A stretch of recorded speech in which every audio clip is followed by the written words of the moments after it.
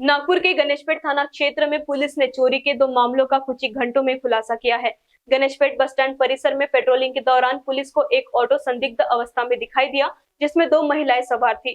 Police को देखकर auto चालक ने भागने की कोशिश की, जिसके बाद पुलिस ने उसे रोककर पूछताछ की। नागपुर में गणेशपेट पुलिस ने अपनी सतर्कता के चलते चोरी के 2 मामलों का कुछ ही घंटों में खुलासा कर दिया है। मामला गणेशपेट थाना क्षेत्र का है। जानकारी के मुताबिक 4 अगस्त को कड़मेश्वर से नागपुर आई एक 65 वर्षीय महिला बस स्टैंड से पैदल जा रही थी। इसी दौरान एक ऑटो चालक ने उन्हें ऑटो से जाने की बात कही। महिला ऑटो में बैठ गई, लेकिन आरोपी चालक उसे बताए गए रास्ते से अलग मेडिकल चौक और अजनी की ओर ले गया और रास्ते में उतार दिया। इसके बाद महिला जब अपने घर पहुंची और बैग देखा तो बैग फटा हुआ था और उसमें रखा करीब 9 ग्राम सोने का मंगलसूत्र गायब था। शिकायत के आधार पर गणेशपेट पुलिस ने मामला दर्ज कर जांच शुरू कर दी। जांच के दौरान गणेशपेट पुलिस की टीम बस स्टैंड परिसर में पेट्रोलिंग कर रही थी। इसी दौरान एक ऑटो 2 महिलाओं के साथ संदिग्ध अवस्था में घूमता दिखाई दिया।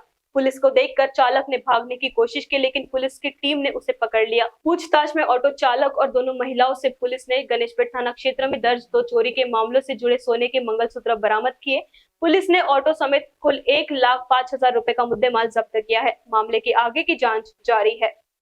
पोलीस स्टेशन गणेशपेठ येथे गुन्हा क्रमांक 298/26 कलम 303(2) 3/5 BNS प्रमाणे एक गुन्हा दाखल होता। त्यामध्ये फिर्यादी आहेत पुष्पा लक्ष्मीकांत बागडे, राहणार कळमेश्वर। प्रकरण असं आहे की 4 तारखेला इथली जे फिर्यादी आहेत ते बैगनाथ चौकामध्ये ॲटोच्या शोधामध्ये थांबले होते। त्यांना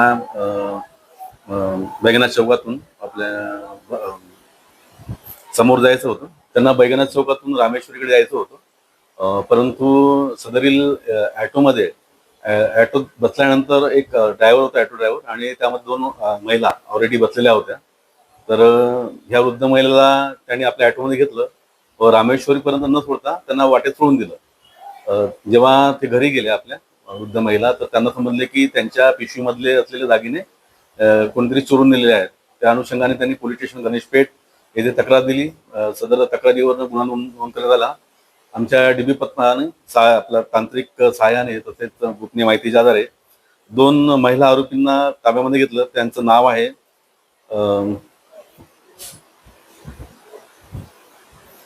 एक जो ड्रायव्हर आहे त्याचं नाव आहे मोहम्मद इक्राम बख्तियार, हा यशोधरानगर मधला आहे, आणि महिला आरोपी आहेत त्यामध्ये रीना बंटी पात्रे व कीर्ती गोविंद खडसे। ह्या दोन्ही महिला करांमधल्या 17पूर एरियामधल्या आहेत। सदर चोरी ही दागिन्यांची चोरी होती। त्यामध्ये सोन्याचं एक 9 ग्रामचं मंगळसूत्र होतं, किंमत अंदाजे 45,000 रुपये होतं।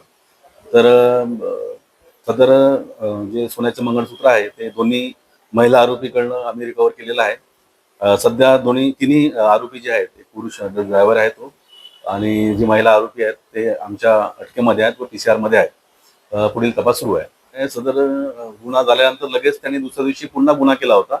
त्याही गुन्ह्यांची आम्ही FIR केलेली होती, आणि त्या गुन्ह्यामध्ये पण सारखीच पद्धत त्यांनी वापरली होती की सदरील महिला हिला पण वाटोळ्याला जायचं होतं, परंतु तिला वाटोळ्याला न सोडता त्यांनी वाटेत सोडलं, आणि जेव्हा ती घरी गेली तेव्हा तिने आपली बॅग बघितली तेव्हा एक 4 ग्राम व 2 ग्राम सोन्याचे डोरला असलेला असं एकूण एक मंगळसूत्र होतं, ज्याची किंमत 40,000 रुपये होती। ती त्यांनी चोरून नेलेली होती।